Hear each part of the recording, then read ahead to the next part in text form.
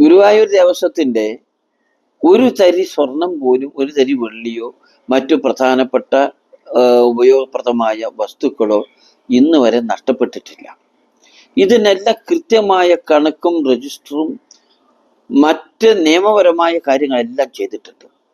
ബഹുമാനപ്പെട്ട ഹൈക്കോടതി അതാത് കാലത്ത് നിർദ്ദേശിക്കുന്ന രീതിയിലാണ് ഇതെല്ലാം പരിശോധന നടത്തുകയും ഭണ്ഡാരം തുറക്കുകയും എണ്ണുകയും ഒക്കെ ചെയ്തുകൊണ്ടിരിക്കുന്നത്. ഇതിൽ ഇന്ന് ഹൈക്കോടതിയുടെ പരാമർശം വളരെ ഗൗരവത്തിൽ നമ്മൾ കണ്ടിട്ടുണ്ട്. അതെന്താണെന്ന് പരിശോധിച്ച് ആ ഓഡിറ്റ് കാര്യത്തിൽ വന്ന ഏതെങ്കിലും അപാകതകളുണ്ടോ എന്ന് ഞങ്ങൾ പരിശോധിച്ച് വരികയാണ്. പക്ഷെ ഇതെല്ലാം സ്റ്റേറ്റ് ഗവൺമെന്റിന്റെ കീഴിലുള്ള ഓഡിറ്റ് വിഭാഗമാണ് ഓഡിറ്റ് നടത്തിക്കൊണ്ടിരിക്കുന്നത്. മനസ്സിലായില്ലേ? അതിന് അദ്ദേഹം നാളെ കോടതി വിശദീകരിക്കുമ്പോൾ നമുക്കതിന്റെ പറയാൻ കഴിയും.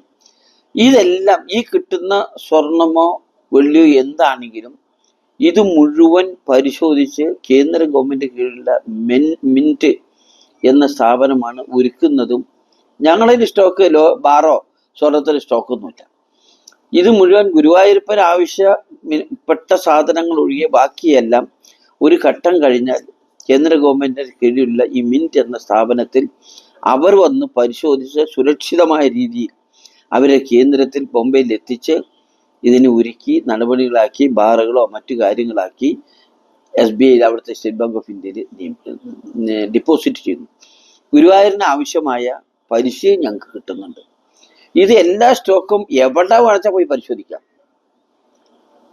നമുക്ക് ഇതിനെ വേണിച്ചാല് ഈ മിന്റിന്റെ കേന്ദ്ര ഓഫീസിലോ എന്തിൽ വേണമെങ്കിൽ അവർ വന്ന് ഇത് എടുക്കുന്ന സമയത്തും ഞങ്ങൾ പരിശോധിക്കാൻ തയ്യാറാണ്. ഇതെല്ലാം ഭണ്ഡാരം തുറക്കുമ്പോഴും നമ്മുടെ വഴിപാടുകളെ കുറിച്ച് എല്ലാ പത്രപ്രതിനിധികളോടും എല്ലാവരും ഞങ്ങൾ അറിയിക്കാറുണ്ട്. നമുക്കിതിൽ സുതാര്യമായ പറഞ്ഞാൽ ഒരു തരി പോലും നഷ്ടപ്പെടരുതെന്ന് ആഗ്രഹിക്കുന്നവരാണ് നമ്മൾ. അതുകൊണ്ട് ഈ ഹൈക്കോടതിയുടെ വിധി പരിശോധിച്ച് ഹൈക്കോടതിയുടെ നിഗമനം പരാമർശം ഞങ്ങളൊന്ന് പരിശോധിച്ച് നോക്കി എന്താണ് ബാക്കിയുള്ള കാര്യങ്ങളിൽ വന്നിട്ടുള്ള അപാകത എന്ന് പരിശോധിച്ച് അത് തീർക്കലാണ് ദേവസ്വത്തിന്റെ ബാധ്യത. പക്ഷേ ഇപ്പം അതിൽ ഗൗരവമായി ഞാൻ കാണുന്നൊരു കാര്യം ആവശ്യത്തിനുള്ള രേഖകൾ കൊടുത്തില്ല, സഹകരിച്ചില്ല എന്നുള്ളതൊക്കെയാണ്. അതിപ്പോൾ ആ സ്ഥിതിയൊക്കെ മാറിയിട്ടുണ്ട്. പക്ഷെ ഞങ്ങൾ വളരെ കർശനമായും ഇതിന്റെ ഓഡിറ്റിന് വരുന്ന ആളുകളുമായി സഹകരിച്ച് വേണ്ട കാര്യങ്ങൾ സൗകര്യങ്ങൾ ചെയ്തു കൊടുത്ത് എല്ലാ ഫയലുകളും കൊടുക്കാനുള്ള നിർദ്ദേശം നൽകിയിട്ടുണ്ട്. അത് ഈ പരാമർശം വരുന്നതിന് മുമ്പ് തന്നെ നിർദ്ദേശം നൽകിയിട്ടുണ്ട്. ഇപ്പോൾ അപാകതയൊന്നും ഇല്ലാത്ത രീതിയിലാണ് പോണത്. തികഞ്ഞും എല്ലാ പ്രധാനപ്പെട്ട ഹൈക്കോടതി നിരീക്ഷണത്തിൽ ആളുകളെ നിർത്തിയിട്ട് മാത്രമേ ഇത് നടത്താറുള്ളൂ.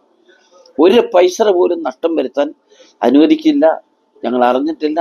ശ്രദ്ധയിൽപ്പെട്ടാൽ ഒരു സംശയവും വേണ്ട ആവശ്യമായ കർശന നടപടി ഞങ്ങൾ സ്വീകരിക്കുകയും ചെയ്യും. അപ്പൊ ഏത് തരത്തിലാണ് ഇങ്ങനെ ഒരു പരാമർശം വന്നതെന്ന് അറിയുന്നില്ല. പഴയ ഫയലുകളാണ്, അതെല്ലാം പരിശോധിക്കും.